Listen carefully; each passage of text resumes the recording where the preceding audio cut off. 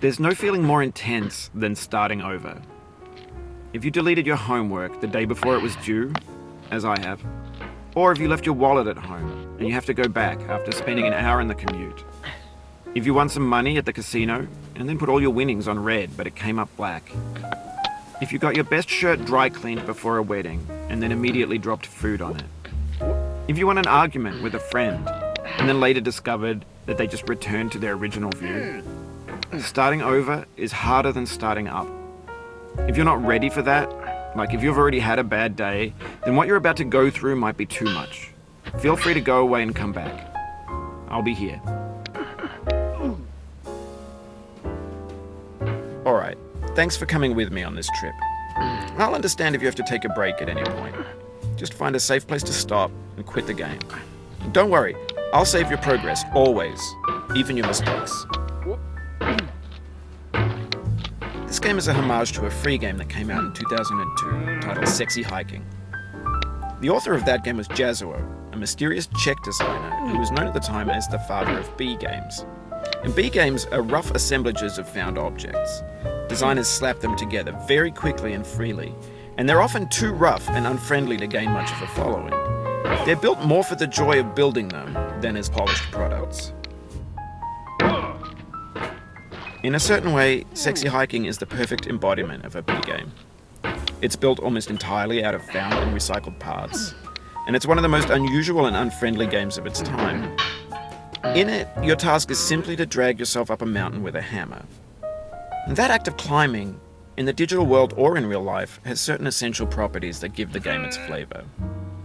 No amount of forward progress is guaranteed. Some cliffs are too sheer or too slippery. And the player is constantly, unremittingly in danger of falling and losing everything. Anyway, when you start Sexy Hiking, you're standing next to this dead tree that blocks the way to the entire rest of the game. It might take you an hour to get over that tree, and a lot of people never got past it. You prod and you poke at it, exploring the limits of your reach and your strength, trying to find a way up and over. And there's a sense of truth in that lack of compromise. Most obstacles in video game worlds are fake. You can be completely confident in your ability to get through them once you have the correct method or the correct equipment or just by spending enough time. In that sense, every pixelated obstacle in Sexy Hiking is real.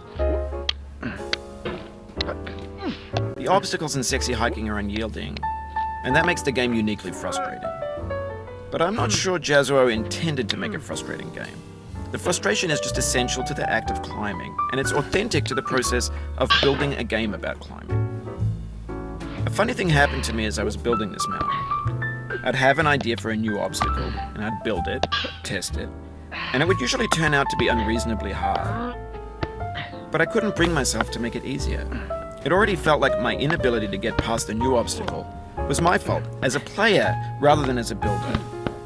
Imaginary mountains build themselves from our efforts to climb them, and it's our repeated attempts to reach the summit that turns those mountains into something real. When you're building a video game world, you're building with ideas, and that can be like working with quickset cement. You mold your ideas into a certain shape that can be played with, and in the process of playing with them, they begin to harden and set until they're immutable, like rock. And at that point, you can't change the world. Not without breaking it into pieces and starting fresh with new ideas. For years now, people have been predicting that games would soon be made out of prefabricated objects, bought in a store and assembled into a world. And for the most part, that hasn't happened, because the objects in the stores are trash.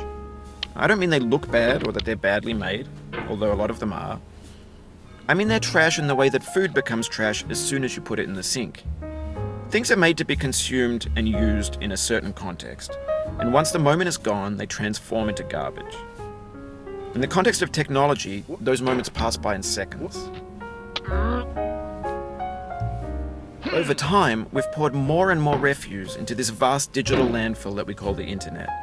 It now vastly outnumbers and outweighs the things that are fresh and untainted and unused. When everything around us is cultural trash, trash becomes the new medium, the lingua franca of the digital age. And you can build culture out of trash, but only trash culture. B games, B movies, B music, B philosophy. Maybe this is what digital culture is. A monstrous mountain of trash, the ash heap of creativity's fountain. A landfill with everything we ever thought of in it. Grand, infinite, and unsorted. There's 3D models of breakfast, Gen X's fanfic novels, scan magazines, green screen Shia LaBeouf, banned stuff scenes on LiveLeak. Facebook's got lifelike bots with unbranded adverts and candid shots of Kanye and Taylor Swift mashups, car crash epic failed GIFs, Russian dashcam vids, discussions of McRibs, discarded, forgotten, unrecycled, muddled, rotten, untitled. Everything's fresh for about 6 seconds, until some newer thing beckons, and we hit refresh. And there's years of persevering, disappearing into the pile, out of style, out of sight. In this context, it's tempting to make friendly content that's gentle, that lets you churn through it but not earn it. Why make something demanding if it just gets piled up in the landfill, filed in with the bland things? When games were new, they wanted a lot from you. Daunting you, taunting you, resetting and delaying you. Players played stoically. Now everyone's turned off by that. They want to burn through it quickly, a quick fix for the fickle, some tricks for the clicks of the feckless. But that's not you, you're an acrobat. You could swallow a baseball bat. Now I know, most likely you're watching this on YouTube or Twitch, while some dude with 10 million views does it for you, like a baby bird being fed chewed up food. That's culture too. But on the off chance that you're playing this, what I'm saying is, trash is disposable, but maybe it doesn't have to be approachable. What's the feeling like? Are you stressed? I guess you don't hate it if you got this far. Feeling frustrated? It's underrated. An orange.